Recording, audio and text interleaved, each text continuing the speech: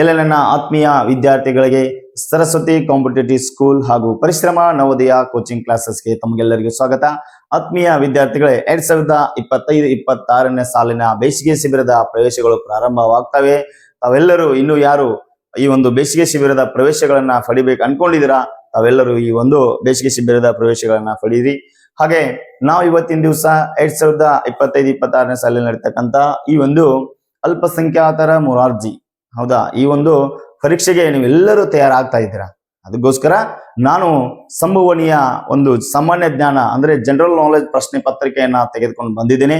ಇವತ್ತಿನ ದಿವಸ ನೀವು ಕೂಡಿ ಆ ಒಂದು ಪ್ರಶ್ನೆ ಪತ್ರಿಕೆಯನ್ನ ಡಿಸ್ಕಷನ್ ಮಾಡೋಣ. ಹಾಗಿದ್ರೆ ಪರಿಶ್ರಮ ಟ್ಯಾಲೆಂಟ್ ರಾಜ್ಯ ಮಟ್ಟದ ಒಂದು ಪರೀಕ್ಷೆಯನ್ನ ಉಚಿತ ಪ್ರವೇಶ ಪರೀಕ್ಷೆಯನ್ನ ಇಟ್ಕೊಂಡಿದ್ದೀವಿ. ಇಲ್ಲಿ 90ಕ್ಕಿಂತ ಹೆಚ್ಚು ಅಂಕ ಪಡೆದ 3ರಿಂದ 7ನೇ ತರಗತಿಯ ಒಂದು ವಿದ್ಯಾರ್ಥಿಗಳಿಗೆ ನಾವೇನ್ ಮಾಡ್ತಾ ಇದ್ದೀವಿ, ಕ್ಲಾಸ್ಗಳನ್ನ ಮಾಡ್ತಾ ಇದ್ದೀವಿ. ಹಾಗೆ ಆ 3ರಿಂದ 7ನೇ ತರಗತಿ ವಿದ್ಯಾರ್ಥಿಗಳು ಯಾರು ಈ ಒಂದು ಪ್ರವೇಶ ಪರೀಕ್ಷೆಯಲ್ಲಿ ಪಾಸ್ ಆಗ್ತಾರೆ ಅವರಿಗೆ ನಾವು ಸಂಪೂರ್ಣವಾದ ಉಚಿತ ಒಂದು ತರಬೇತಿಯನ್ನ ಕೊಡ್ತಾ ಇದ್ದೀವಿ. ತಾವು ಯಾರಾದ್ರೂ ಈ ಒಂದು ತರಬೇತಿಯ ಉಪಯೋಗವನ್ನ ನೀವು ತೆಗೆದುಕೊಳ್ತೀರಾ ಅಂತೇಳಿ ನಾನು ಅನ್ಕೊಂಡಿದ್ದೀನಿ. ಹಾಗಾದ್ರೆ ಇವತ್ತಿನ ದಿವಸ ನೋಡಿ ವಿದ್ಯಾರ್ಥಿಗಳೇ, ರೆಗ್ಯುಲರ್ ಕ್ಲಾಸ್ಗಳು ನಮ್ಮಲ್ಲಿ LKG, UKG ಇಂದ 7ನೇ ತರಗತಿವರೆಗೆ ನಾವು ಏನ್ ಮಾಡ್ತಾ ಇದ್ದೀವಿ, ರೆಗ್ಯುಲರ್ ಕ್ಲಾಸ್ಗಳನ್ನ ಪ್ರಾರಂಭ ಮಾಡ್ತಾ ಇದ್ದೀವಿ. ಹಾಗೆ ರೆಗ್ಯುಲರ್ ನೋಡಿ 1ರಿಂದ 7ನೇ ತರಗತಿ ಆಯ್ತು. ಹಾಗೆ ಊಟ ವಸತಿ ಸಹಿತ ಮತ್ತು ರಹಿತ ತರಬೇತಿಗಳು ಸಹ ನಮ್ಮಲ್ಲಿ ಲಭ್ಯವಾಗ್ತಾ ಇದ್ದಾವೆ. ಹಾಗೆ LKG, UKG 1ರಿಂದ 3ನೇ ತರಗತಿ ವಿದ್ಯಾರ್ಥಿಗಳಿಗೆ ಕನ್ನಡ, ಗಣಿತ, ಇಂಗ್ಲಿಷ್ ಮತ್ತು ಸಾಮಾನ್ಯ ಜ್ಞಾನವನ್ನ ನಾವು 2 ತಿಂಗಳಲ್ಲಿ ಬೇಸಿಗೆ ಶಿಬಿರದಲ್ಲಿ ಸಂಪೂರ್ಣವಾಗಿ ಮುಗಿಸಿಕೊಡ್ತಾ ಇದ್ದೀವಿ. ಹಾಗೆ 4 ಮತ್ತು 5ನೇ ತರಗತಿ ವಿದ್ಯಾರ್ಥಿಗಳಿಗೆ ನವೋದಯ ಸೈನಿಕ ಮೊರಾರ್ಜಿ ತರಬೇತಿಯನ್ನ ಸಹ ನಾವು ನೀಡ್ತಾ ಇದ್ದೀವಿ. ಹಾಗೆ 6 ಮತ್ತು 7ನೇ ತರಗತಿ ವಿದ್ಯಾರ್ಥಿಗಳಿಗೆ ಗಣಿತ, ಕನ್ನಡ, ಗಣಿತ ಮತ್ತು ಇಂಗ್ಲಿಷ್ ಗ್ರಾಮರ್ಗಳನ್ನ ಸಂಪೂರ್ಣವಾಗಿ ನಾವು ಮುಗಿಸ್ಕೊಡ್ತಾ ಇದ್ವಿ. ಎಲ್ಲ ನನ್ನ ಆತ್ಮೀಯ ವಿದ್ಯಾರ್ಥಿಗಳು ಇನ್ನು ಯಾರು ನೀವು ಬೇಸಿಗೆ ಶಿಬಿರದ ಪ್ರವೇಶಗಳನ್ನ ಪಡಿಬೇಕು ಅನ್ಕೊಂಡಿದ್ದೀರಾ ಅವರೆಲ್ಲರೂ ನಮ್ಮ ಆಫೀಸ್ ನಂಬರ್ಗೆ ಕಾಂಟ್ಯಾಕ್ಟ್ ಮಾಡಿ. ಹಾಗೆ ನಮ್ಮಲ್ಲಿ ಎಷ್ಟೋ ಜನ ಯೂಟ್ಯೂಬ್ ಕ್ಲಾಸ್ಗಳನ್ನ ನೋಡಿ ನೀವು ಮೊರಾರ್ಜಿಯಲ್ಲಿ ತುಂಬಾ ಸ್ಕೋರ್ಗಳನ್ನು ಮಾಡಿದಿರಾ, 90, 95, 96 ಸ್ಕೋರ್ ಮಾಡಿದಿರಾ. ತಾವೆಲ್ಲರೂ ಫೋನ್ ಮುಖಾಂತರ ಈ ಒಂದು ನಿಮ್ಮ ಮಾರ್ಕ್ಸ್ ಅನ್ನ ಹೇರ್ತಕ್ಕಂಥ ಎಲ್ಲಾ ನನ್ನ ಮುದ್ದು ವಿದ್ಯಾರ್ಥಿಗಳಿಗೆ ನಾನು ಧನ್ಯವಾದಗಳನ್ನು ತಿಳಿಸ್ತೀನಿ. ಇದೇ ರೀತಿ ನಿಮ್ಮ ಒಂದು ಬೆಂಬಲ ನಮಗಿರಲಿ. ನಾವು ನಿಮಗೋಸ್ಕರ ಸಂಪೂರ್ಣವಾದ ನವೋದಯ ಸೈನಿಕ ಮೊರಾರ್ಜಿ ಆದರ್ಶ ಹೀಗೆ ಅಲ್ಪಸಂಖ್ಯಾತರ ಮೊರಾರ್ಜಿ ಎಲ್ಲಾ ಸ್ಪರ್ಧಾತ್ಮಕ ಒಂದು ಪರೀಕ್ಷೆಯ ನಾವೆಲ್ಲ ಒಂದು ವಿಡಿಯೋಗಳನ್ನ ನಾವು ಪ್ರತಿ ದಿವಸ ಮಾಡ್ತಾ ಇರ್ತೀವಿ. ತಾವೆಲ್ಲರೂ ನೋಡಿ ನಿಮ್ಮ ಮನೇಲಿ ಇರ್ತಕ್ಕಂಥ ತಮ್ಮ ತಂಗಿ ಇವರಿಗೆಲ್ಲರೂ ಈ ವಿಡಿಯೋಗಳನ್ನ ತೋರಿಸಿ ನೀವೇನ್ ಮಾಡ್ಬೋದು, ಅವರು ಸಹ ಒಂದು ಯಾವ್ದಾದ್ರು ಸ್ಪರ್ಧಾತ್ಮಕ ಪರೀಕ್ಷೆಯ ಒಂದು ಪಾಸ್ ಆಗಲಿಕ್ಕೆ ಒಂದು ಅನುಕೂಲ ಆಗ್ತದ ಅಂತೇಳಿ ನಾನು ಅನ್ಕೊಂಡಿದ್ದೀನಿ.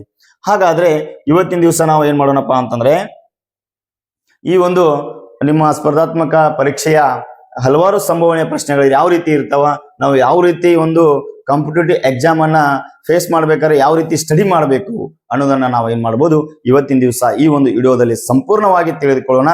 ಅದಕ್ಕೆ ತಾವೆಲ್ಲರೂ ಈ ಒಂದು ವಿಡಿಯೋವನ್ನ ನೀವೇನ್ ಮಾಡ್ರಿ, ಸಂಪೂರ್ಣವಾಗಿ ಕೊನೆಯ ತನಕ ನೋಡಿ. ಹಾಗೆ ಆದಷ್ಟು ಹೆಚ್ಚು ಶೇರ್ ಮಾಡಿ, ಸಬ್ಸ್ಕ್ರೈಬ್ ಮಾಡಿ, ಲೈಕ್ ಮಾಡಿ ಅಂತಾನು ಸಹ ನಾನು ಹೇಳ್ತಾ ಇದ್ದೀನಿ. ಹಾಗಾದ್ರೆ ವಿದ್ಯಾರ್ಥಿಗಳೇ, ಇವತ್ತಿನ ಬಹಳ ಒಂದು ಈಜಿ ಆಗಿರ್ತಕ್ಕಂಥ ಪ್ರಶ್ನೆಗಳಿರ್ಬೋದು, ಹಾಗೆ ಒಂದ್ ಸ್ವಲ್ಪ ಟ್ವಿಸ್ಟ್ ಆಗಿರ್ತಕ್ಕಂಥ ಪ್ರಶ್ನೆಗಳನ್ನು ಇರ್ಬೋದು. ಅದಕ್ಕಾಗಿ ನಾವು ಏನ್ ಮಾಡೋಣ ಅಂತಂದ್ರೆ ಅವನ ಸಂಪೂರ್ಣವಾಗಿ ನೋಡ್ತಾ ಹೋಗೋಣ. ನೋಡ್ರಿ, ಮೊದಲ ಪ್ರಶ್ನೆ ಏನ್ ಕೊಟ್ಟಿದಾರಪ್ಪ ಅಂತಂದ್ರೆ, ಇಲ್ಲಿ ನೋಡಿ, ಸುಭಾಷ್ ಚಂದ್ರ ಬೋಸ್ ಡ್ಯಾಶ್ ಅಂತ ಹೇಳಿ ಕೊಟ್ಟಿದ್ದಾರೆ. ಸುಭಾಷ್ ಚಂದ್ರ ಬೋಸ್ ಡ್ಯಾಶ್ ಅಂತ ಕೊಟ್ಟಿದ್ದಾರೆ. ಇದು ಸುಭಾಷ್ ಚಂದ್ರ ಬೋಸ್ ಅವರ ಒಂದು ಘೋಷಣೆ ಯಾವುದು ಅಂತೇಳಿ ಪ್ರಶ್ನೆಯನ್ನ ನಮಗೆ ಕೇಳಿದಾಗ ನೋಡಿ, ಇಲ್ಲಿ ಜೈ ಹಿಂದ್ ಅಂತೇಳಿ ಕೊಟ್ಟಿದ್ದಾರೆ, ಮಾಡಲಿಲ್ಲವೇ ಮಡಿ ಅಂತೇಳಿ ಕೊಟ್ಟಿದ್ದಾರೆ, ಕಾಯಕವೇ ಕೈಲಾಸ ಅಂತೇಳಿ ಕೊಟ್ಟಿದ್ದಾರೆ, ಸ್ವರಾಜ್ಯ ನನ್ನ ಜನ್ಮಸಿದ್ಧ ಹಕ್ಕು ಅಂತೇಳಿ ಇವು 4 ಘೋಷಣೆಗಳನ್ನ ಕೊಟ್ಟಿದ್ದಾರೆ. ಹಾಗಾದ್ರೆ ನಾವೀಗ ಸುಭಾಷ್ ಚಂದ್ರ ಅವರ ಒಂದು ಘೋಷಣೆ ಯಾವುದಪ್ಪ ಅಂತಂದ್ರೆ ನಮ್ಮ ಪ್ರಶ್ನೆಗೆ ಆಯ್ಕೆ ಏನಾಗ್ತದ, ಜೈ ಹಿಂದ್ ಅಂತೇಳಿ. ಹಾಗಾದ್ರೆ ನಮ್ಗೆ ಆನ್ಸರ್ ಗೊತ್ತಾಯ್ತು, ಹೌದಾ? ಆನ್ಸರ್ ಗೊತ್ತಾದ ತಕ್ಷಣ ಇವು 3 ಆಯ್ಕೆಗಳನ್ನ ನಾವು ಬಿಡಬಾರ್ದು. ಏನ್ ಮಾಡ್ಬೇಕು, ಇವು ಆಯ್ಕೆಗಳು ಯಾವುದಕ್ಕೆ ಸಂಬಂಧಿದ್ದಾವೆ ಅಂತಕ್ಕಂಥದನ್ನ ನಾವು ನೋಡ್ಕೊತಾ ಹೋಗ್ಬೇಕು. ಹಾಗಿದ್ರೆ ಮಕ್ಕಳ ಇಲ್ಲಿ ನೋಡಿ, ಮಾಡುವಿಲ್ಲವೇ ಮಡಿ ಇದು ಯಾರ್ದ್ರಿ, ಗಾಂಧೀಜಿ. ಮಾಡುವಿಲ್ಲವೇ ಮಡಿ ಅಂತೇಳಿ ಯಾರ ಘೋಷಣೆ ಮಾಡಿದಾರಪ್ಪ ಅಂತಂದ್ರೆ ಗಾಂಧೀಜಿಯವರ ಘೋಷಣೆ ಮಾಡಿದ್ದಾರೆ. ಕಾಯಕವೇ ಕೈಲಾಸ ಇದು ಯಾರ್ದ್ರಿ, ಬಸವಣ್ಣವರದು ಏನಪ್ಪಾ ಅಂತಂದ್ರೆ ಕಾಯಕವೇ ಕೈಲಾಸ ಅಂತ ಹೇಳಿದ್ದಾರೆ. ಹಾಗಿದ್ರೆ ಸ್ವರಾಜ್ಯ ನನ್ನ ಜನ್ಮ ಸಿದ್ಧ ಹಕ್ಕು ಅಂತೇಳಿ ಯಾರು ಹೇಳಿದಾರಪ್ಪ ಅಂತಂದ್ರೆ ಬಾಲ ಗಂಗಾಧರ ತಿಲಕ್ ಅವರು. ಯಾರು ಹೇಳಿದ್ದಾರೆ, ಬಾಲ ಗಂಗಾಧರ ತಿಲಕ್ ಅವರು ಏನ್ ಮಾಡ್ಯಾರಪ್ಪ ಅಂತಂದ್ರೆ ಈ ಒಂದು ಘೋಷಣೆಯನ್ನ ಮಾಡಿದ್ದಾರೆ. ಈ ರೀತಿ ನಾವು ಏನ್ ಮಾಡಬೇಕು, ಸಂಪೂರ್ಣವಾದ 4 ಆಯ್ಕೆಗಳ ಬಗ್ಗೆ ನಾವು ಅಭ್ಯಾಸವನ್ನ ಮಾಡಿದ್ದೆ ಆದ್ರ ಯಾವುದೇ ಒಂದು ಕಾಂಪಿಟೇಟಿವ್ ಎಕ್ಸಾಮ್ ನಲ್ಲಿ ನಮಗೆ ರೀಚ್ ಆಗಕ್ಕೆ ಏನಾಗ್ತದ, ಅನುಕೂಲ ಆಗ್ತದ ಅಂತ ಹೇಳಿ ನಾನು ಅನ್ಕೊಂಡಿದ್ದೀನಿ. ಹಾಗಿದ್ರೆ ಭಾರತದ ಪ್ರಥಮ ರಾಷ್ಟ್ರಪತಿಗಳು ಯಾರಂತ ಕೇಳಿದರೆ ಬಹಳ ಜನ ಕನ್ಫ್ಯೂಸ್ ಮಾಡ್ಕೊಂಡ್ಬಿಡ್ತೀರಿ ನೀವು. ಏನಪ್ಪ ಭಾರತದ ಪ್ರಥಮ ರಾಷ್ಟ್ರಪತಿ ಅಂತಂದ್ರೆ ಈಗಿನ ಪ್ರಸ್ತುತ ರಾಷ್ಟ್ರಪತಿ ಅವರು ಆಯ್ಕೆಗಳ ಕೊಟ್ಟಾಗ ನೀವೇನ್ ಮಾಡ್ತೀರಾ, ಅದನ್ನ ಆಯ್ಕೆಯನ್ನ ಟಿಕ್ ಮಾಡ್ಬಿಡ್ತೀರಾ. ಹಾಗಾದ್ರೆ ನೋಡ್ರಿ ತಿಳ್ಕೊಬೇಕು, ಭಾರತದ ಪ್ರಥಮ ಅಂತೇಳಿ ಕೇಳಿದ್ದಾರೆ, ಮೊದಲ ರಾಷ್ಟ್ರಪತಿ ಅಂತೇಳಿ ಕೇಳಿದ್ದಾರೆ.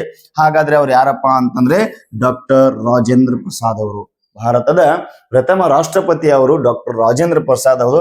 ಹಾಗಿದ್ರೆ ಈಗಿನ ರಾಷ್ಟ್ರಪತಿಗಳು ಯಾರು? ಈಗಿನ ರಾಷ್ಟ್ರಪತಿಗಳು ಯಾರ್ರಿ? ದ್ರೌಪದಿ ಮುರ್ಮು. ಏನ್ರಿ?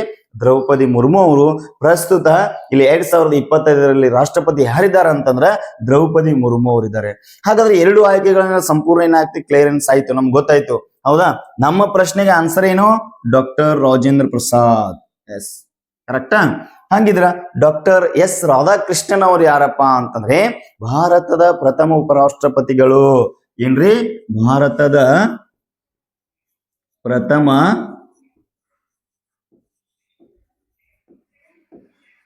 ಉಪರಾಷ್ಟ್ರಪತಿಗಳು. ಇದು ಬಹಳ ಕ್ಲಿಯರೆನ್ಸ್ ಆಗಿ ನೀವು ನೋಡ್ಕೋಬೇಕು. ಹಾಗಾದ್ರೆ ಜವಾಹರ್ ನೆಹರು ಯಾರು? ಭಾರತದ ಪ್ರಥಮ ಪ್ರಧಾನಮಂತ್ರಿಗಳು ಯಾರಪ್ಪ ಅಂತಂದ್ರೆ ಅದು ಜವಾಹರ್ಲಾಲ್ ನೆಹರು, ಪ್ರಥಮ ಪ್ರಧಾನಮಂತ್ರಿ. ಎಸ್, ನೋಡ್ರಿ ಒಂದೇ ಒಂದು ಪ್ರಶ್ನೆಯಲ್ಲಿ ನಾವು ಏನ್ ಮಾಡಿದ್ವಿ, 4 ಪ್ರಶ್ನೆಗಳನ್ನ 4 ಆಯ್ಕೆಗಳಿಗೂ ಸಹ ನಾವು ಉತ್ತರವನ್ನ ನೀಡಿದ್ವಿ.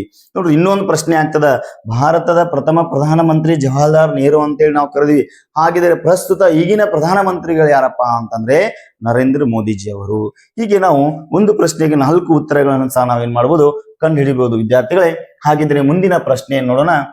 ಕೇರಳದ ಜಾನಪದ ನೃತ್ಯ ಯಾವುದು ಅಂತೇಳಿ ಪ್ರಶ್ನೆಯನ್ನು ಕೇಳಿದ್ದಾರೆ. ನೋಡ್ರಿ ಆಯ್ಕೆ ಒಳಗ ಭರತನಾಟ್ಯ ಕೊಟ್ಟಾರ, ಯಕ್ಷಗಾನ ಕೊಟ್ಟಾರ, ಕಥಕ್ಕಳಿ ಕೊಟ್ಟಾರ, ಕಥಕ್ ಅಂತೇಳಿ ಕೊಟ್ಟಿದ್ದಾರೆ. ಹಾಗಾದ್ರೆ ಕೇರಳದ ಇದೊಂದು ಜಾನಪದ ನೃತ್ಯ ಯಾವುದಪ್ಪ ಅಂತಂದ್ರೆ ಇಲ್ಲಿ ಕಥಕ್ಕಳಿ. ವಿದ್ಯಾರ್ಥಿಗಳು ಯಾವ್ದ್ರಿದು? ಕಥಕ್ಕಳಿ. ಎಸ್. ಹಾಗಿದ್ರೆ ಇನ್ನು 3 ಆಯ್ಕೆಗಳನ್ನ ಉತ್ತರ ನೋಡ್ಕೊಂಡು ನೋಡ್ರಿ. ಭರತನಾಟ್ಯ ಏನ್ರಿದು?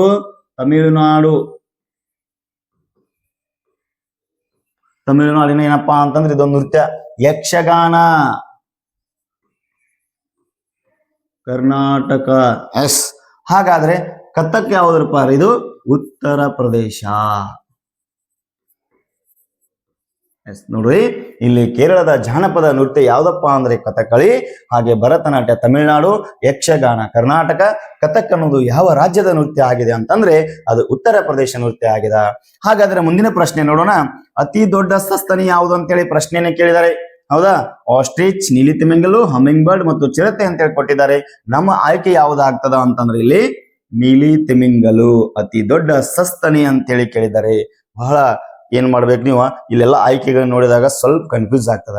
ಯಾಕಂದ್ರೆ ಆಸ್ಟ್ರಿಚ್ ಅನ್ನೋದು ಇದೊಂದು ಅತಿ ದೊಡ್ಡ ಪಕ್ಷಿ, ನಿಮ್ಗೆ ಗೊತ್ತಿರ್ಲಿ. ಅತಿ ದೊಡ್ಡ ಏನ್ರಿದು? ಪಕ್ಷಿ. ಎಸ್. ಈ ರೀತಿ ಆಯ್ಕೆಗಳನ್ನು ಕೊಟ್ಟಾಗ ಏನಾಗ್ತದ, ಸ್ವಲ್ಪ ಕನ್ಫ್ಯೂಸ್ ಆಗೋ ಸಾಧ್ಯತೆ ಇರ್ತದ. ಆಮೇಲೆ ನೋಡ್ರಿ ಇಲ್ಲಿ ಅತಿ ದೊಡ್ಡ ಸಸ್ತನಿ ಯಾವ್ದಾಯ್ತು? ನೀಲಿ ತಿಮಿಂಗಲ ಆಯ್ತು. ಹೌದಾ? ಹಾಗೆ ಅತಿ ದೊಡ್ಡ ಪಕ್ಷಿ ಯಾವ್ದಾಯ್ತು? ನಮ್ಗೆ ಆಸ್ಟ್ರಿಚ್ ಆಯ್ತು. ಇಲ್ಲಿ ಹಮ್ಮಿಂಗ್ ಬರ್ಡ್ ಅಂತಕ್ಕಂಥದ್ದು ಒಂದು ಆಯ್ಕೆಯನ್ನ ಕೊಟ್ಟಾಗ ಇಲ್ಲಿ ಏನಾಗ್ತದ, ಅತಿ ಚಿಕ್ಕ ಪಕ್ಷಿ ಆಗ್ತದ. ಹಾಗಾದ್ರೆ ಚಿರತೆ ಅಂತಕ್ಕಂಥ ಒಂದು ಆಯ್ಕೆ ಕೊಟ್ಟಿದ್ದಾರೆ. ಏನಂದ್ರೆ ಪ್ರಾಣಿ ಒಳಗ ಅತಿ ವೇಗವಾಗಿ ಓಡ್ತಕ್ಕಂತ ಪ್ರಾಣಿ ಯಾವ್ದಾದ್ರು ಇದ್ರ ಅದು ಚಿರತೆ. ಇದೇನಪ್ಪಾ ಅಂತಂದ್ರ 1 ತಾಸಿಗೆ ಎಷ್ಟ್ರಿ? 1 ಗಂಟೆ. ಹೌದಾ? 1 ಗಂಟೆಗೆ ಎಷ್ಟು ಕಿಲೋಮೀಟರ್ ಓಡ್ತದ ಅಂತಂದ್ರ ಅದು 100 ಕಿಲೋಮೀಟರ್. ಇದು ನಿಮ್ಗೆ ಹಲವಾರು ಸಾರಿ ಪ್ರಶ್ನೆಗಳನ್ನ ಕೇಳಿದ್ದಾರೆ. ಎಸ್, ನೋಡ್ರಿ ಏನಾಗಿದೆ, ಅತಿ ದೊಡ್ಡ ಸಸ್ತನಿ ನೀಲಿ ತಿಮಿಂಗಲು, ಹಾಗೆ ಅತಿ ದೊಡ್ಡ ಪಕ್ಷಿ ಯಾವುದು? ಆಸ್ಟ್ರಿಚ್ ಆಗ್ತದ. ಹಾಗೆ ಅತಿ ಚಿಕ್ಕ ಪಕ್ಷಿ ಹಮ್ಮಿಂಗ್ ಬರ್ಡ್ ಆಗ್ತದ. ಹಾಗೆ ಅತಿ ವೇಗವಾಗಿ ಓಡ್ತಕ್ಕಂಥ ಪ್ರಾಣಿ ಯಾವುದು ಅಂತಂದ್ರೆ ಅದು ಚಿರತೆ. ಹಾಗೆ ಇನ್ನು ನಮ್ಮ ಚಾನೆಲ್ ಅನ್ನ ಯಾರು ಸಬ್ಸ್ಕ್ರೈಬ್ ಮಾಡಿಲ್ಲ, ಸಬ್ಸ್ಕ್ರೈಬ್ ಮಾಡಿ, ಶೇರ್ ಮಾಡಿ, ಲೈಕ್ ಮಾಡ್ತಾ ಇದ್ರಿ. ನಿಮ್ಗೋಸ್ಕರ ನಾವು ಪ್ರಮುಖವಾಗಿರ್ತಕ್ಕಂಥ ಪ್ರಶ್ನೆಗಳ ಜೊತೆ ವಿಡಿಯೋಗಳನ್ನು ಸಹ ಏನ್ ಮಾಡ್ತಾ ಇದ್ವಿ, ಪ್ರತಿದಿನ ತರ್ತಾ ಇರ್ತೀವಿ ವಿದ್ಯಾರ್ಥಿಗಳೇ. ಹಾಗಿದ್ರೆ ಮುಂದಿನ ಪ್ರಶ್ನೆ ನೋಡೋಣ.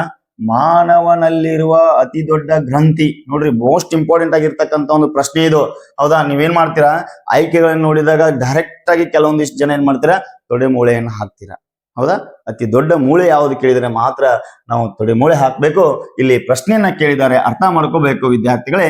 ಏನ್ ಕೇಳಿದ್ದಾರೆ ಅಂದ್ರೆ ಮಾನವನಲ್ಲಿ ಅತಿ ದೊಡ್ಡ ಗ್ರಂಥಿ ಅಂತ ಹೇಳಿ ಕೇಳಿದ್ದಾರೆ. ಹಾಗಾದ್ರೆ ಯಾವ್ದಪ್ಪ ನಮ್ಮ ಪ್ರಶ್ನೆಗೆ ಆಯ್ಕೆ ಅಂತಂದ್ರೆ ಅದು ಯಕೃತ.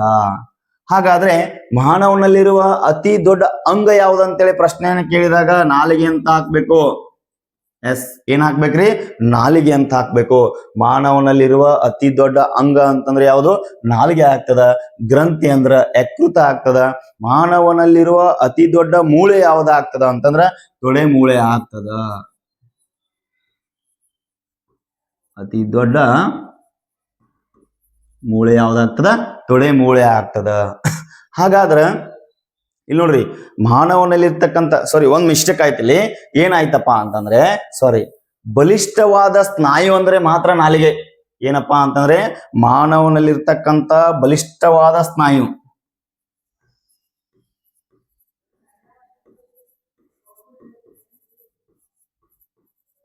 ಎಸ್ ನೋಡ್ರಿ ಇನ್ನೊಂದ್ಸಲ ನೋಡ್ಕೊಳ್ಳಿ. ಮಾನವನಲ್ಲಿರುವ ಅತಿ ದೊಡ್ಡ ಗ್ರಂಥಿ ಯಾವುದು? ಯಕೃತ ಆಗ್ತದ.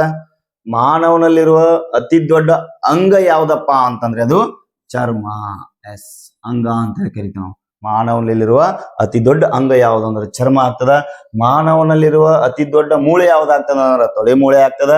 ಮಾನವನಲ್ಲಿರುವ ಒಂದು ಬಲಿಷ್ಠವಾದ ಸ್ನಾಯು ಯಾವ್ದಪ್ಪ ಅಂತಂದ್ರೆ ಅದು ನಮಗೆ ನಾಲಿಗೆ ಆಗ್ತದ ವಿದ್ಯಾರ್ಥಿಗಳೇ. ಹಾಗಾದ್ರೆ ಮುಂದಿನ ಪ್ರಶ್ನೆ ನೋಡೋಣ. ಪಕ್ಷಿ ಶಾಸ್ತ್ರದ ಪಿತಾಮಹ ಅಂತೇಳಿ ಪ್ರಶ್ನೆಯನ್ನ ಕೇಳಿದ್ದಾರೆ. ಏನ್ ಕೇಳಿರಿಲ್ರಿ? ಪಕ್ಷಿ ಶಾಸ್ತ್ರದ ಪಿತಾಮಹ ಯಾರಂದ್ರ ನಿಮ್ಗೆ ಗೊತ್ತಾಗ್ತದ. ಯಾಕಂದ್ರೆ 3 ಮತ್ತು 4ನೇ ತರಗತಿ ವಿದ್ಯಾರ್ಥಿಗಳನ್ನ ಆಲ್ರೆಡಿ ಓದಿರ್ತೀರಿ. ಹಾಗಿದ್ರು ನೋಡ್ರಿ, ಕೆಲವೊಂದಿಷ್ಟು ಜನ ಏನ್ ಮಾಡ್ತೀರಿ, ಕನ್ಫ್ಯೂಸ್ ಮಾಡ್ಕೋತೀರಿ. ಪಕ್ಷಿ ಶಾಸ್ತ್ರದ ಪಿತಾಮಹ ಯಾರು ಅಂತೇಳಿ ಪ್ರಶ್ನೆಯನ್ನ ಕೇಳಿದಾಗ ನಮ್ಗೆ ಯಾರಾಗ್ತಾರ ಆನ್ಸರ್ ರೀ? ಸಲೀಂ ಅಲಿ. ಯಾರಾಗ್ತಾರ? ಸಲೀಂ ಅಲಿ ಅವರು ಪಕ್ಷಿ ಶಾಸ್ತ್ರದ ಪಿತಾಮಹ. ಹಾಗಾದ್ರೆ ಛತ್ರಪತಿ ಶಿವಾಜಿ ಅವರನ್ನ ಯಾವುದರ ಪಿತಾಮಹ ಅಂತ ಕರೀತಾರ ಅಂತಂದ್ರ ನೌಕಾಯಾನದ ಪಿತಾಮಹ ಅಂತೇಳಿ ಕರೀತಾರೆ. ನೌಕಾಯಾನದ ಪಿತಾಮಹ. ಎಲ್ಲ ಪ್ರಶ್ನೆಗಳನ್ನ ಸರಿಯಾಗಿ ಬುಕ್ ನಲ್ಲಿ ಏನ್ ಮಾಡ್ಬೇಕು? ಬರಿಬೇಕು, ಪ್ರಾಕ್ಟೀಸ್ ಮಾಡ್ಬೇಕು. ಅಂದಾಗ ಏನಾಗ್ತದ ನಿಮ್ಗ GK ಕ್ವಶನ್ಸ್ಗಳು ನೆನಪಿಗೆ ಬರ್ತದ. ಹೌದಾ? ಹಂಗಿದ್ ನೋಡ್ರಿ, APJ ಅಬ್ದುಲ್ ಕಲಾಂ ಇವ್ರು ಯಾವುದರ ಪಿತಾಮಹ ರೀ? ಕ್ಷಿಪಣಿಯ ಪಿತಾಮಹ. ಯಾವುದ್ರ ಪಿತಾಮಹ ರೀ? ಇವರು ಕ್ಷಿಪಣಿಯ ಪಿತಾಮಹ. ಹಂಗಾದ್ರೆ ಯುಕ್ಲಿಡ್ ಯಾರ್ರಿ?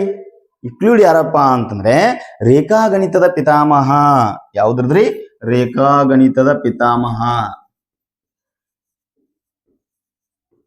ರೇಖಾಗಣಿತದ ಪಿತಾಮಹ ಯಾರಂತಂದ್ರ ಯುಕ್ಲಿಡ್ ಅವ್ರನ್ನ ಕರೀತಾರ. ಕ್ಷಿಪಣಿ ಪಿತಾಮಹ ಅಂದ್ರ APJ ಅಬ್ದುಲ್ ಕಲಾಂ ಅವ್ರನ್ನ ಕರೀತಾರ. ಆಮೇಲೆ ನೌಕಾಯಾನದ ಪಿತಾಮಹ ಅಂದ್ರ ಛತ್ರಪತಿ ಶಿವಾಜಿ ಅವ್ರನ್ನ ಕರೀತಾರ. ಹಾಗಾದ್ರೆ ಪಕ್ಷಿ ಶಾಸ್ತ್ರದ ಪಿತಾಮಹ ಯಾರ್ರಿ? ಸಲೀಂ ಅಲಿ. ನಮ್ಮ ಪ್ರಶ್ನೆಗೆ ಆಯ್ಕೆ ಯಾವ್ದಪ್ಪ ಅಂದ್ರೆ ಸಲೀಂ ಅಲಿ ಆಗ್ತದ. ಓಕೆ, ಮುಂದಿನ ಪ್ರಶ್ನೆ ನೋಡೋಣ. ಹಂಗಿದ್ರ ಟೆಲಿಫೋನ್ ಕಂಡು ಹಿಡಿದ ವಿಜ್ಞಾನಿ. ನೋಡ್ರಿ, ಬಹಳ ಸಾಲಿ ಏನಾಗಿದೆ, ಇದು ರಿಪೀಟ್ ಆಗಿರ್ತಕ್ಕಂಥ ಪ್ರಶ್ನೆ. ಏನ್ರಿ? ಟೆಲಿಫೋನ್ ಕಂಡಿಡ್ತಕ್ಕಂಥ ವಿಜ್ಞಾನಿ ಯಾರಂತೇಳಿ ಪ್ರಶ್ನೆಯನ್ನ ಕೇಳಿದಾಗ ನಮ್ಮ ಆಯ್ಕೆ ಏನಾಗ್ತದ್ರಿ? ಅಲೆಕ್ಸಾಂಡರ್ ಗ್ರಾಹಂ ಬೆಲ್ ಆಗ್ತದ. ಹೌದಾ? ನೋಡ್ರಿ, ಮಾರ್ಕೋನಿ ಏನ್ ಕಂಡಿಡ್ದಾರ್ರಿ? ಇದು ರೇಡಿಯೋನ್ ಕಂಡಿಡ್ದವ್ರು ಯಾರು? ಮಾರ್ಕೋನಿ ಅವ್ರ. ನೋಡ್ರಿ, ಚಾರ್ಲ್ಸ್ ಬ್ಯಾಬೇಜ್ ಏನ್ ಕಂಡಿಡ್ದಾರ? ಕಂಪ್ಯೂಟರ್ ಅನ್ನ ಕಂಡಿಡಿದ ವಿಜ್ಞಾನಿ ಯಾರ್ರಿ? Charles Babbage. ಹಾಗಾದ್ರೆ ಮೇರಿ ಕ್ಯೂರಿ ಅವ್ರು ಏನ್ ಕಂಡಿಡಿದಾರಪ್ಪ ಅಂತಂದ್ರೆ ಇಲ್ಲಿ ರೇಡಿಯಂ ಅನ್ನು ಕಂಡಿಡಿದಾರ. ಏನ್ ಕಂಡಿಡಿದಾರ್ರಿ? ರೇಡಿಯಂ. ಇಷ್ಟು ಏನ್ ಮಾಡ್ಬೇಕು, ನೀವು ಎಲ್ಲಾ ಬುಕ್ ನಲ್ಲಿ ಪ್ರತಿಯೊಂದು ಪ್ರಶ್ನೆಗಳನ್ನ ಬರ್ಕೊಂಡು ಪ್ರತಿದಿನ ಪ್ರಾಕ್ಟೀಸ್ ಮಾಡ್ರಿ. ಬಹಳ ಏನಾಗ್ತದ, ಈಜಿ ಆಗ್ತದ. ಹಂಗಾದ್ರ ಭೂಕಂಪನ ಅಳೆಯುವ ಸಾಧನ. ನೋಡ್ರಿ, ಪ್ರಶ್ನೆಯನ್ನು ಕೇಳಿದಾರೆ. ಹೌದಾ? ಆಲ್ರೆಡಿ ಮೈನ್ಮಾರ್ ಒಳಗೆ ಏನಾಗ್ಯದ? ಭೂಕಂಪ ಆಗ್ಯದ. ಆ ಭೂಕಂಪವನ್ನ ಒಂದು ಅಳೆಯುವ ಸಾಧನ ಯಾವ್ದಪ್ಪ ಅಂತಂದ್ರೆ ಯಾವ್ದಾಗ್ತದ ನೋಡ್ರಿ? ಥರ್ಮಾಮೀಟರ್ ಕೊಟ್ಟಾರ. ಇದು ಉಷ್ಣತೆ ಅಳಿಲಕ್ಕ. ಏನ್ ಅಳಿಲಕ್ರಿ? ಉಷ್ಣತೆಯನ್ನು ಅಳೆಯಲು. ಎಸ್, ಥರ್ಮಾಮೀಟರ್ ಯಾಕ್ರಿ? ಉಷ್ಣತೆಯನ್ನು ಅಳೆಯಲು ನಾವೇನ್ ಮಾಡ್ತೀವಿ? ಉಪಯೋಗ ಮಾಡ್ತೀವಿ. ಹಾಗಾದ್ರೆ ಭೂಕಂಪನ ಅಳೆಯಕ್ಕೆ ಏನ್ ಮಾಡ್ತೀವಿ? Yes, seismograph. ಏನ್ ಮಾಡ್ತೀವಿ? ಸಿಸ್ಮೋಗ್ರಾಫ್ ಅನ್ನ ಉಪಯೋಗ ಮಾಡ್ಕೋತೀವಿ. ಕಂಪಾಸ್ ಅಂತಕ್ಕಂಥದ್ದು ಏನಿದು? ಏನಪ್ಪಾ ಅಂತಂದ್ರೆ ನೌಕಾಯಾನದ ದಿಕ್ಕನ್ನ ತಿಳಿಯಲು ಏನ್ ಮಾಡ್ತಾರೆ? ಈ ಕಂಪಾಸ್ ಅಂತಕ್ಕಂಥ ಸಾಧನವನ್ನು ಅಳೆಯುತ್ತಾರ. ಹೌದು, ಉಪಯೋಗ ಮಾಡ್ತಾರ. ನೌಕಾಯಾನದ ದಿಕ್ಕು. ಹೌದಾ? ನೌಕಾಯಾನ ಅಂದ್ರೆ ಹಡಗು.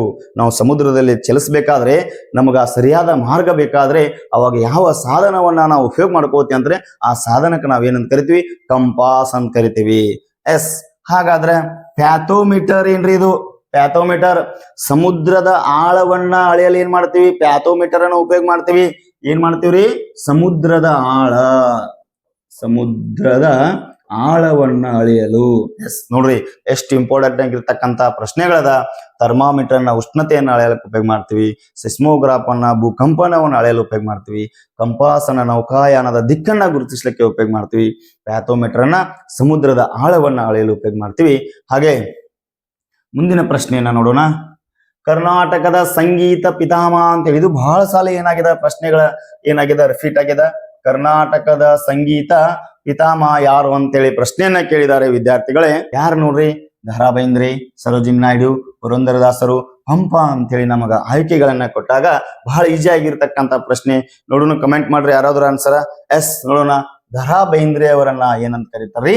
ದ.ರಾ ಬೇಂದ್ರೆ ಅವರನ್ನ ವರ ಕವಿ ಅಂತೇಳಿ ಕರಿತೀವಿ. ಯಾವ ಕವಿ ರೀ? ವರ ಕವಿ ಅಂತ ಕರಿತೀವಿ. ಸರೋಜಿನಿ ನಾಯ್ಡು ಅವನ್ನ ಭಾರತದ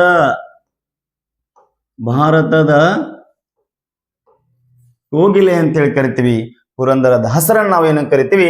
ಸಂಗೀತ ಪಿತಾಮಹ ಅಂತೇಳಿ ಯಾರನ್ನ ಕರಿತೀವಿ ಅಂತಂದ್ರ ನಾವು ಪುರಂದರ ದಾಸರನ್ನ ಕರಿತೀವಿ. ಹಾಗಿದ್ರೆ ಪಂಪ ಅವರನ್ನ ಏನಂತ ಕರಿತೀವಿ ಅಂತಂದ್ರ ಆದಿಕವಿ ಅಂತೇಳಿ ಕರಿತೀವಿ. ಏನಂತ ಕರಿತೀವಿ? ಆದಿಕವಿ ಅಂತೇಳಿ ಕರಿತೀವಿ. ಓಕೆ, ಎಲ್ಲ ವಿದ್ಯಾರ್ಥಿಗಳಿಗೆ ತಿಳಿತಾ ಇದೆ ಅಂತೇಳಿ ನಾನು ಅನ್ಕೊಂಡಿದ್ದೀನಿ. ತಾವೆಲ್ಲರೂ ಇದನ್ನ ಸಂಪೂರ್ಣವಾಗಿ ಅರ್ಥ ಮಾಡ್ಕೋರಿ. ಹಾಗಿದ್ರ ಮುಂದಿನ ಪ್ರಶ್ನೆಯನ್ನು ನೋಡೋಣ. ದೆಹಲಿಯಲ್ಲಿರುವ ಐತಿಹಾಸಿಕ ಸ್ಮಾರಕಗಳು ಯಾವ್ರಿ? ಸ್ಮಾರಕಗಳು ಯಾವ್ರಿ? ಕೆಂಪು ಕೋಟೆ ಅದನೋ, ಸಂಸತ್ ಭವನ ಅದನೋ, ಸರ್ವೋಚ್ಚ ನ್ಯಾಯಾಲಯ ಅದನೋ, ಕುತುಬ್ ಮಿನಾರ್ ಅದನೋ ಅಂತೇಳಿ ಪ್ರಶ್ನೆ ಕೇಳಿದಾರ. ನಿಮಗೊಂದು ಗೊತ್ತಿರ್ಲಿ, ಇವೆಲ್ಲಾ ಆಯ್ಕೆಗಳು ಏನಪ್ಪಾ ಅಂತಂದ್ರೆ ಇವು ಎಲ್ಲಿದಾವ ಅಂತಂದ್ರ ದೆಹಲಿಯಲ್ಲಿದಾವ. ಕೆಂಪು ಕೋಟೆನು ದೆಹಲಿಯಲ್ಲದ, ಇದು ಒಂದು ಐತಿಹಾಸಿಕ ಸ್ಮಾರಕ. ಸಂಸತ್ ಭವನ ಏನಾಗಿದೆ? ದೆಹಲಿ ಒಳಗದ, ಇದು ಒಂದು ಐತಿಹಾಸಿಕ ಸ್ಮಾರಕ. ಸರ್ವೋಚ್ಚ ನ್ಯಾಯಾಲಯ ಏನಾಗಿದಪ್ಪ ಅಂತಂದ್ರೆ ಇದು ದೆಹಲಿ ಒಳಗದ. ಕುತುಬ್ ಮಿನಾರ್ ಏನದ ಅಂತಂದ್ರ ಇದು ಎಲ್ಲದರಿ? ಇದು ದೆಹಲಿ ಒಳಗದ. ಇವಷ್ಟು ಏನಪ್ಪಾ ಅಂತಂದ್ರ ದೆಹಲಿ ಒಳಗದವ. ಈ ಪ್ರಶ್ನೆನ ಯಾಕೆ ತಂದಿನಪ್ಪ ಅಂತಂದ್ರೆ, ಒಂದು ನಾವು ಹಿಂದಿನ ಪ್ರಶ್ನೆ ಪತ್ರಿಕೆ ನೋಡಿದಾಗ ಏನಾಗ್ತದ ಅಂತಂದ್ರ ಕೆಂಪು ಕೋಟೆ ಮತ್ತು ಸರ್ವೋಚ್ಚ ನ್ಯಾಯಾಲಯದ ಬಗ್ಗೆ ಪ್ರಶ್ನೆಗಳನ್ನ ಕೇಳ್ಯಾರ. ಎಲ್ಲಿದ್ದಾವೆ ಅಂತೇಳಿ ಪ್ರಶ್ನೆ. ಭಾರತದಲ್ಲಿ ಕೆಂಪು ಕೋಟೆ ಎಲ್ಲಿದೆ, ಸರ್ವೋಚ್ಚ ನ್ಯಾಯಾಲಯ ಎಲ್ಲಿದೆ ಅಂತೇಳಿ ಪ್ರಶ್ನೆ ಕೇಳ್ಯಾರ. ಅದಕ್ಕ ನಿಮಗೆ ಮುಂದಿನ ಇದ್ರೊಳಗ ಸಂಸತ್ ಭವನದ ಬಗ್ಗೆ ಕೇಳ್ಬೋದು, ಕುತುಬ್ ಮಿನಾರ್ ಬಗ್ಗೆ ಕೇಳ್ಬೋದು. ಹೌದಾ?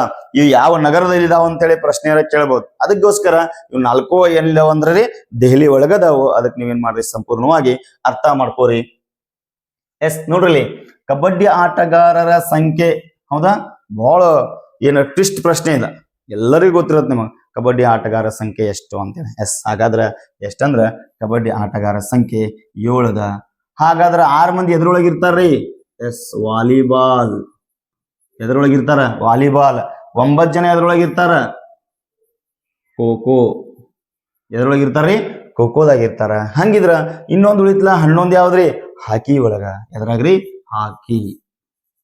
ನೋಡ್ರಿ, ಇಲ್ಲೊಂದು ತಿಳ್ಕೊಂಬಿಡ್ರಿ. 11 ಜನ ಹಾಕಿ, ಕ್ರಿಕೆಟ್ ಮತ್ತು ಫುಟ್ಬಾಲ್. ಹಾಕಿ, ಕ್ರಿಕೆಟ್ ಮತ್ತು ಫುಟ್ಬಾಲ್ದೊಳಗೆ ಎಷ್ಟು ಜನ ಇರ್ತಾರಂದ್ರ 11 ಜನ ಇರ್ತಾರೋ. ಹೌದಾ? ನೀವ್ ಹೆಂಗ್ ನೆನ್ಪಿಟ್ಕೋಬೇಕು? ಹಾಕಿ ಪುಟ್ಟ. ಹೌದಾ? ಹಾಕಿ ಪುಟ್ಟ ಯಾಕೆ ನೆನ್ಪಿಟ್ಕೋಬೇಕ್ರಿ? ಹಾ ಅಂದ್ರ ಹಾಕಿ, ಕಿ ಅಂದ್ರ ಕ್ರಿಕೆಟ್, ಪುಟ್ಟ ಅಂದ್ರ ಫುಟ್ಬಾಲ್. ಹೌದಾ? ಫುಟ್ಬಾಲ್. ನೋಡ್ರಿ, ಹಾಕಿ ಒಳಗ, ಕ್ರಿಕೆಟ್ ಒಳಗ, ಫುಟ್ಬಾಲ್ ಅದೊಳಗ ಎಷ್ಟು ಜನ ಇರ್ತಾರ ಅಂತಂದ್ರ 11 ಜನ ಇರ್ತಾರೋ. ಇದನ್ನ ಹೆಂಗ್ ನೆನಪಿಟ್ಕೋದಂದ್ರ ಹಾಕಿ ಪುಟ್ಟ ಅಂತೇಳಿ ನೆನಪಿಟ್ಕೋಬೇಕು. ಅಂದ್ರೆ ನಿಮ್ಗೆ ಏನಾಗ್ತದ? ಒಂದು ಆಯ್ಕೆದೊಳಗ 3 ಪ್ರಶ್ನೆಗಳನ್ನ ಏನ್ ಮಾಡ್ಕೋಬಹುದು? ನಾವು ನೆನಪಿಟ್ಕೋಬಹುದು. ಎಸ್, ಹಂಗಿದ್ರ ಮುಂದಿನ ಪ್ರಶ್ನೆ ನೋಡೋಣ. ಭಾರತದ ರಾಷ್ಟ್ರೀಯ ಆಟ ಅಂತೇಳಿ ಪ್ರಶ್ನೆ ಕೇಳಿದ್ದಾರೆ. ಹೌದಾ? ಕೆಲವೊಂದಿಷ್ಟು ಜನ ಏನ್ ಮಾಡ್ತೀರಿ? ಜಾಸ್ತಿ IPL ನೋಡ್ತೀರಿ, ಕ್ರಿಕೆಟ್ ನೋಡ್ತೀರಿ, ಓಣ್ಯಾಗ ಎಲ್ಲ ಏನ್ ಮಾಡ್ತೀರಿ? ಗಲ್ಲಿ ಒಳಗ ಕ್ರಿಕೆಟ್ ಆಡ್ತಿರ್ತೀರಿ. ಅವಾಗ ನಿಮಗೆ ಏನ್ ಅನಿಸ್ತತಿ? ಪಟ್ನೆ ಪ್ರಶ್ನೆ ನೋಡಿದಾಗ ಯಾವ್ದು ಬರ್ತತಿ? ಇಲ್ಯಾಗ ಕ್ರಿಕೆಟ್ ಬರ್ತತಿ. ಯಾಕಂತಂದ್ರ ನಮ್ಮಲ್ಲಿ ಇರ್ತಕ್ಕಂಥ ಕೆಲವೊಂದಿಷ್ಟು ವಿದ್ಯಾರ್ಥಿಗಳಿಗೆ ಪ್ರಶ್ನೆಯನ್ನ ಕೇಳಿದಾಗ ಏನ್ ಮಾಡ್ತಾರ ಅಂದ್ರೆ ಗೊತ್ತಿರಕ್ಕಿಂತ ಮುಂಚೆ ಕ್ರಿಕೆಟ್ ಆಯ್ಕೆಯನ್ನ ಹಾಕಿಬಿಡ್ತೀರಿ. ಅದಕ್ಕೆ ಹಂಗ್ ಮಾಡ್ಬೇಡ್ರಿ. ಪರ್ಫೆಕ್ಟ್ ಆಗಿ ಪ್ರಶ್ನೆಗಳನ್ನ ಅರ್ಥ ಮಾಡ್ಕೊಂಡ್ಬಿಡ್ಬೇಕು. ಭಾರತದ ರಾಷ್ಟ್ರೀಯ ಆಟ ಅಂತೇಳಿ ಕೇಳಿದಾಗ ಯಾವ್ದಾಗ್ತದ ಅಂದ್ರ ಹಾಕಿ ಆಗ್ತದೆ. ಅದಕ್ಕೆ ಇದ್ರಾಗ ಆಟಗಾರ ಇಲ್ಲ ಎಷ್ಟು ಜನ ಇರ್ತಾರೋ? 11 ಜನ ಇರ್ತಾರ. ಹಾಗಾದ್ರೆ ಕ್ರಿಕೆಟ್ ಎಲ್ಲಿದ್ರಿ? ನಾವು ಇಂಗ್ಲೆಂಡ್ ಹತ್ತೀವಿ. ಎಲ್ರಿ? ಇಂಗ್ಲೆಂಡ್ ರಾಷ್ಟ್ರೀಯ ಆಟ. ಗುಳಿಯ ಕಾಳಗ ಯಾವ ದೇಶದ ರಾಷ್ಟ್ರೀಯ ಆಟ ರೀ? ಸ್ಪೇನ್. ಯಾವ್ದ್ರಿ? ಸ್ಪೇನ್. ಹಾಗಾದ್ರೆ ಐಸ್ ಹಾಕಿ ಯಾವ ಒಂದು ದೇಶದ ರಾಷ್ಟ್ರೀಯ ಆಟ ಅಂದ್ರ ಕೆನಡಾ ದೇಶ. ಯಾವ ದೇಶ ರೀ? ಕೆನಡಾ ದೇಶ. ಎಸ್. ಈ ತರ ಏನ್ ಮಾಡಬೇಕು, ಇನ್ನೂ ಕೆಲವೊಂದಿಷ್ಟ ಅದಾವ. ಜಪಾನದ ಜೂಡೋ, ಹೌದಾ, ಪಾಕಿಸ್ತಾನದ ಕ್ರಿಕೆಟ್. ಈ ರೀತಿ 10ರಿಂದ 15 ದೇಶಗಳದ ಏನ್ ಮಾಡ್ಬೇಕಂದ್ರ ನಮ್ಮ ಭಾರತದ ನೆರೆಹೊರೆ ದೇಶಗಳದ ಯಾವ್ಯಾವ ರಾಷ್ಟ್ರೀಯ ಆಟಗಳದಾವ, ಯಾವ್ಯಾವ ರಾಷ್ಟ್ರದ ರಾಜಧಾನಿಗಳದಾವ, ಹೌದಾ, ನಮ್ಮ ದೇಶವನ್ನ ಸುತ್ತುವರೆದಿರ್ತಕ್ಕಂತ ಒಂದು ದೇಶಗಳ ಸಂಖ್ಯೆ ಎಷ್ಟು, ನಮ್ಮ ದೇಶವನ್ನು ಎಷ್ಟು ದೇಶಗಳ ಸುತ್ತುವರ್ದಾವ ಅಂದ್ರ 9 ದೇಶಗಳ ಸುತ್ತುವರ್ದಾವ. ಅದ್ರೊಳಗೆ 2 ಜಲಗಡೆ ಹಚ್ಕೊಂಡವ. ಅವು 2 ಜಲಗಡೆ ಹಚ್ಕೊಂಡಿದ್ ಯಾವ್ರಿ? ಒಂದು ಶ್ರೀಲಂಕಾ, ಒಂದು ಮಾಲ್ಡೀವ್ಸ್. ಹಾಗಾದ್ರೆ ಭೂಗಡಿ ಎಷ್ಟು ದೇಶ ಹಂಚ್ಕೊಂಡವ ಅಂದ್ರೆ 7 ದೇಶಗಳು ಹಂಚ್ಕೊಂಡವ. ಪ್ರಶ್ನೆಯನ್ನ ಡಿವೈಡ್ ಮಾಡಿ ಕೇಳಿದಾಗ ಭಾರತದೊಂದಿಗೆ ಭೂಗಡಿಯನ್ನ ಹಂಚಿಕೊಂಡಿರ್ತಕ್ಕಂಥ ದೇಶಗಳ ಸಂಖ್ಯೆ ಎಷ್ಟು ಅಂತ ಕೇಳಿದ್ರೆ ನಾವು 7 ಅಂತ ಹಾಕ್ಬೇಕು. ಭಾರತವನ್ನ ಸುತ್ತುವರೆದಿರ್ತಕ್ಕಂಥ ದೇಶಗಳ ಸಂಖ್ಯೆ ಎಷ್ಟು ಅಂತ ಕೇಳಿದ್ರೆ ನಾವು 9 ಅಂತ ಹೇಳಿ ಹಾಕ್ಬೇಕು. ಇದು ಸ್ವಲ್ಪ ಕನ್ಫ್ಯೂಷನ್ ಕ್ಲಿಯರ್ ಮಾಡ್ಕೋರಿ. ಯಾಕಂತಂದ್ರೆ ಜಲಗಡಿ ಮತ್ತು ಭೂಗಡಿ ಅಂತೇಳಿ ನಿಮ್ಗೆ ಏನ್ ಮಾಡ್ತಾರಂದ್ರ ಪ್ರಶ್ನೆಗಳನ್ನ ಡಿವೈಡ್ ಮಾಡಿ ಕೇಳುವಂತ ಸಂದರ್ಭ ಸಹ ಬಹಳ ಇರ್ತದ. ಹಂಗಿದ್ರ ಇವತ್ತಿನ ದಿವಸ ಎಲ್ಲಾ ನೋಡ್ಕೋತಾ ಇದ್ರಿ. ಇನ್ನ ಮುಂದಿನ ಪ್ರಶ್ನೆ ಏನ್ ಹೋಗೋಣ. ಎಷ್ಟ್ ನೋಡ್ರಿ, ಕರ್ನಾಟಕದ ರಾಜ್ಯೋತ್ಸವ ಬಹಳ ಇಂಪಾರ್ಟೆಂಟ್ ಪ್ರಶ್ನೆ, ಹೌದಾ. ಎಷ್ಟೋ ಜನ ರಾಂಗ್ ಹಾಕ್ಬಿಡ್ತೀರಿ, ಹೌದಾ. ನೋಡ್ರಿ, ಕರ್ನಾಟಕ ರಾಜ್ಯೋತ್ಸವ ಯಾವಾಗ ಆಚರಣೆ ಮಾಡ್ತಾರಂದ್ರ ನವೆಂಬರ್ 1. ಎಸ್, ಏನ್ರಿ? ನವೆಂಬರ್ 1. ಹಂಗಾದ್ರ ಕರ್ನಾಟಕ ಅಂತೇಳಿ ಮರುನಾಮಕರಣ ಯಾವಾಗ ಮಾಡ್ರಪ್ಪ ಅಂತಂದ್ರ 1973 ಒಳಗ ಕರ್ನಾಟಕ ಅಂತೇಳಿ ಏನ್ ಮಾಡ್ತಾರಂದ್ರ ಮರುನಾಮಕರಣ ಮಾಡ್ತಾರ. ನಿಮ್ಗೆ ಗೊತ್ತಿರ್ಬೇಕು. ಹಂಗಿದ್ರ ಇಲ್ಲಿ ನೋಡ್ರಿ, ನವೆಂಬರ್ 14 ಏನ್ರಿ? ಇದು ಮಕ್ಕಳ ದಿನಾಚರಣೆ. ಏನ್ರಿ? ಮಕ್ಕಳ ದಿನಾಚರಣೆ. ನಾ ಹೇಳಿದ್ದೆ ನಿಮ್ಗ ಮೋಸ್ಟ್ ಇಂಪಾರ್ಟೆಂಟ್ ಡೇಸ್ ಗಳನ್ನ ನೆನಪಿಟ್ಕೋಬೇಕ, ಹೌದಾ. ಜೂನ್ 5 ಏನ್ರಿ? ಪರಿಸರ ದಿನ. ಪರಿಸರ ದಿನಾಚರಣೆ ಆಚರಿಸ್ತಾರ. ಹಂಗಿದ್ರ ಸೆಪ್ಟೆಂಬರ್ 5 ಏನ್ ಹೇಳ್ರಿ? ಶಿಕ್ಷಕರ ದಿನಾಚರಣೆ. ಏನ್ರಿ? ಶಿಕ್ಷಕರ ಒಂದು ದಿನಾಚರಣೆ ದಿನ ಅಂತೇಳಿ ಕರಿತೀವಿ, ಹೌದಾ. ಈ ರೀತಿ ಏನ್ ಮಾಡ್ಬೇಕಂದ್ರೆ ನೀವು ಇಂಪಾರ್ಟೆಂಟ್ ಡೇಸ್ ಗಳನ್ನ, ದಿನಾಚರಣೆಗಳ ಬಗ್ಗೆ ಏನ್ ಮಾಡ್ರಿ, ನಾನು ಮುಂದಿನ ಕ್ಲಾಸ್ ನಲ್ಲಿ ಹೇಳ್ತೀನಿ. ನೀವು ಸ್ವಲ್ಪ ಪ್ರಾಕ್ಟೀಸ್ ಮಾಡ್ರಿ. ಯಾವ್ದಾದ್ರು ಒಂದು ಪ್ರಶ್ನೆ ಬಂದೇ ಬರ್ತದ. ಹಂಗಿದ್ರ ಭಾರತದ ಸಿಲಿಕಾನ್ ಸಿಟಿ, ಹೌದಾ, ಭಾರತದ ಸಿಲಿಕಾನ್ ಸಿಟಿ ಯಾವ್ದೈತಿ ನೋಡ್ರಿ? ಮೈಸೂರು, ಬೆಂಗಳೂರು, ನವಮಂಗಳೂರು, ದಾವಣಗೆರೆ ಅಂತೇಳಿ ಪ್ರಶ್ನೆ ಕೊಟ್ಟಾರ. ಹಂಗಾದ್ರೆ ಯಾವ್ದಾಗ್ತೈತಿ ಆಯ್ಕೆಯಲ್ಲಿ? ಎಸ್, ಮೈಸೂರ ಅಲ್ಲ, ಸಿಲಿಕಾನ್ ಸಿಟಿ. ನೋಡ್ರಿ, ಸಿಲಿಕಾನ್ ಸಿಟಿ ಯಾವ್ದಾಗ್ತದ? ಬೆಂಗಳೂರು ಆಗ್ತದ. ಯಾವ್ದಾಗ್ತದ್ರಿ? ಬೆಂಗಳೂರು. ಏನಪ್ಪಾ ಅಂತಂದ್ರ ಇದು ಕರ್ನಾಟಕದ ರಾಜಧಾನಿ ಅಂತೇಳಿ ಕರಿತೀವಿ. ಸಿಲಿಕಾನ್ ಸಿಟಿ ಅಂದ್ರೂ ಏನಪ್ಪಾ ಅಂತಂದ್ರ ಅದು ನಮ್ಗ ಬೆಂಗಳೂರು ಅಂತ ಕರಿತೀವಿ. ಮೈಸೂರು ಏನ್ರಿ? ಸಾಂಸ್ಕೃತಿಕ ರಾಜಧಾನಿ. ಸಾಂಸ್ಕೃತಿಕ ರಾಜಧಾನಿ ಯಾವ್ದಂತೇಳಿ ಪ್ರಶ್ನೆಯನ್ನ ಕೇಳಿದ್ರ, ಕರ್ನಾಟಕದ ಸಾಂಸ್ಕೃತಿಕ ರಾಜಧಾನಿ ಅಂತೇಳಿ ಪ್ರಶ್ನೆಯನ್ನ ಕೇಳಿದ್ರ ನಾವು ಮೈಸೂರು ಹಾಕ್ಬೇಕು. ಕರ್ನಾಟಕದ ರಾಜಧಾನಿ ಯಾವ್ದಂತ ಕೇಳಿದ್ರ ನಾವು ಬೆಂಗಳೂರು ಹಾಕ್ಬೇಕು. ಹಾಗಾದ್ರ ಕರ್ನಾಟಕದ ಹೆಬ್ಬಾಗಿಲು ಯಾವ್ದ್ರಿ? ನವಮಂಗಳೂರು. ಎಸ್, ಕರ್ನಾಟಕದ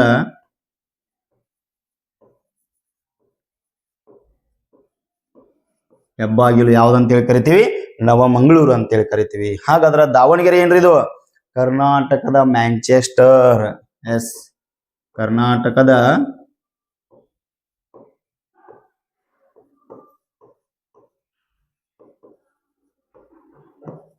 ಬಹಳ ಇಂಪಾರ್ಟೆಂಟ್ ಪ್ರಶ್ನೆ ಇವು, ಹೌದಾ. ಕರ್ನಾಟಕದ ಸಾಂಸ್ಕೃತಿಕ ರಾಜಧಾನಿ ಮೈಸೂರು, ಕರ್ನಾಟಕದ ರಾಜಧಾನಿ ಬೆಂಗಳೂರು, ಕರ್ನಾಟಕದ ಹೆಬ್ಬಾಗಿಲು ನವಮಂಗಳೂರು. ಹಾಗಾದ್ರೆ ಕರ್ನಾಟಕದ ಮ್ಯಾಂಚೆಸ್ಟರ್ ಯಾವ್ದಂತಂದ್ರ ಅದು ದಾವಣಗೆರೆ ಆಗ್ತದ. ಈಗೇನ್ ಮಾಡ್ರಿ, ಇಂಪಾರ್ಟೆಂಟ್ ಆಗಿರ್ತಕ್ಕಂಥ ಪ್ರಶ್ನೆಗಳನ್ನ ನೆನ್ಪಿಟ್ಕೊಂಡ್ಬಿಡ್ರಿ. ಎಸ್, ನೋಡ್ರಿ, ಸಾಮಾನ್ಯವಾಗಿ ಒಬ್ಬ ಮನುಷ್ಯನಲ್ಲಿ ರಕ್ತದ ಒತ್ತಡ ಅಂತೇಳಿ ಪ್ರಶ್ನೆ ಕೇಳಿದರೆ ತಾವೆಲ್ಲ ನೋಡಿದ್ರಿ 120 ರಿಂದ 80. ಹಾಗಾದ್ರೆ ಮನುಷ್ಯನಲ್ಲಿ ಇರ್ತಕ್ಕಂತ ಮೂಳೆಗಳ ಸಂಖ್ಯೆ ಎಷ್ಟಂದ್ರ ಎಷ್ಟ್ರಿ? 206, ಹೌದಾ. ಆಮೇಲೆ ಮುಖದಲ್ಲಿ ಇರ್ತಕ್ಕಂತ ಸ್ನಾಯುಗಳ ಸಂಖ್ಯೆ 14. ನೆನ್ಪಿಟ್ಕೋಬೇಕು, ಇದು ಇಂಪಾರ್ಟೆಂಟ್, ಹೌದಾ. ಮುಖದಲ್ಲಿರುವ ಏನ್ರಿ? ಸ್ನಾಯು ಎಷ್ಟದವ? ಮುಖದಲ್ಲಿರುವ ಸ್ನಾಯುಗಳು ಎಷ್ಟ್ರಿ? 14 ಅದಾವ. ಮನುಷ್ಯನಲ್ಲಿರುವ ಮೂಳೆಗಳ ಸಂಖ್ಯೆ ಎಷ್ಟು? 206. ಹಾಗಾದ್ರೆ ಸಾಮಾನ್ಯವಾಗಿ ಒಬ್ಬ ಮನುಷ್ಯನ ರಕ್ತದ ಒತ್ತಡ ಎಷ್ಟು ಅಂತೇಳಿ ಪ್ರಶ್ನೆ ಕೇಳಿದಾರ. ಬಹಳ ಸಾರಿ ಏನಾಗ್ಯದ? ರಿಪೀಟ್ ಆಗ್ಯದ, 120 ರಿಂದ 80. ಹಾಗೆ ವಿದ್ಯಾರ್ಥಿಗಳೇ, ತಾವೆಲ್ಲರೂ ಕ್ಲಾಸ್ಗಳನ್ನ ನೋಡ್ತಾ ಇದ್ದೀರಾ. ಈ ಸಾಮಾನ್ಯ ಜ್ಞಾನದ ಕ್ಲಾಸ್ಗಳನ್ನ ಸಂಪೂರ್ಣವಾಗಿ ಅರ್ಥ ಮಾಡ್ಕೊಂಡು ಇವೆಲ್ಲ ಪ್ರಶ್ನೆಗಳನ್ನ ಏನ್ ಮಾಡ್ರಿ, ಬುಕ್ ನಲ್ಲಿ ಬರ್ಕೊಂಡು ಅವ್ನು ಏನ್ ಮಾಡಿ ಪ್ರತಿದಿನ ಅದಕ್ಕೊಂದ್ ಸ್ವಲ್ಪ ಟೈಮ್ ಅನ್ನ ಕೊಟ್ಟು ಪ್ರತಿ ದಿವಸ, ಹೌದಾ, ಒಂದೇ ದಿವಸ ಅಲ್ಲ, ನಿಮ್ಮ ಪರೀಕ್ಷೆ ಮುಗಿದ್ರು ಸಹ ಈ ಸಾಮಾನ್ಯ ಜ್ಞಾನ ಅನ್ನೋದು ಎಲ್ಲಿ ತನಕ ಅಂದ್ರ ನಮ್ಮ ಲೈಫ್ನಾಗ ಬಹಳ ಹೆಲ್ಪ್ ಆಗ್ತದ. ಯಾಕಂದ್ರೆ ಜನರಲ್ ನಾಲೆಜ್ ನಮಗ್ ಏನಾಗಿದೆ, ಬಹಳ ಅವಶ್ಯಕತೆ ಅದ. ತಾವೆಲ್ಲರೂ ಏನ್ ಮಾಡ್ರಿ, ಸರಿಯಾಗಿ ಅಭ್ಯಾಸ ಮಾಡ್ರಿ. ನೀವು ಕಂಡಿರ್ತಕ್ಕಂಥ ಕನಸ ನನಸಾಗ್ಲಿ. ನಿಮ್ಮ ತಂದೆ ತಾಯಿಗಳು ನಿಮ್ಮಾಗಿರ್ತಕ್ಕಂಥ ಭರವಸೆ ವಿಶ್ವಾಸವನ್ನ ಸರಿಯಾಗಿ ಅಭ್ಯಾಸ ಮಾಡ್ರಿ. ಹೌದಾ, ಹೊಟ್ಟೆ ತುಂಬಾ ಊಟ ಮಾಡ್ರಿ, ಕಣ್ತುಂಬ ನಿದ್ದೆ ಮಾಡ್ರಿ. ಆಮೇಲೆ ಪ್ರತಿದಿನ ಮುಂಜಾನೆ 5 ಗಂಟೆಗೆ ಎದ್ದು ಯೋಗ ಮಾಡ್ರಿ. ಒಂದು 10 ರಿಂದ 15 ನಿಮಿಷ ಧ್ಯಾನ ಮಾಡ್ರಿ. ಧ್ಯಾನ ಮಾಡಿಕೊಂಡು ನೀವು ಮುಂಜಾನೆ 1 ರಿಂದ 2 ತಾಸು ನೀವು ಅಭ್ಯಾಸ ಮಾಡಿದ್ದೆ ಆದ್ರ ನಿಮ್ಮ ಲೈಫ್ನಾಗ ನೀವು ಕಂಡಿರ್ತಕ್ಕಂಥ ಕನಸ 100ಕ್ಕೆ 100 ಏನಾಗ್ತದ ಅಂದ್ರೆ ಸಕ್ಸಸ್ ಆಗ್ತದ ಅಂತ ಹೇಳ್ತಾ ಇದ್ದೀನಿ. ತಾವೆಲ್ಲರೂ ಇವತ್ತಿನ ಕ್ಲಾಸ್ಗಳನ್ನ ಎಲ್ಲ ಇಲ್ಲಿವರೆಗೆ ನೋಡಿದ್ರಿ. ತಮಗೂ ಕೂಡ ಧನ್ಯವಾದಗಳನ್ನು ತಿಳಿಸ್ತಾ ಇದ್ದೀನಿ. ಇವತ್ತಿನ ಕ್ಲಾಸ್ಗಳನ್ನು ಮುಗಿಸ್ತಾ ಇದ್ದೀನಿ ವಿದ್ಯಾರ್ಥಿಗಳೇ. ಮತ್ತೆ ಮುಂದಿನ ಕ್ಲಾಸ್ನಲ್ಲಿ ನಾವು ನೀವು ಭೇಟಿಯಾಗೋಣ. ಎಲ್ಲರಿಗೂ ಧನ್ಯವಾದಗಳು.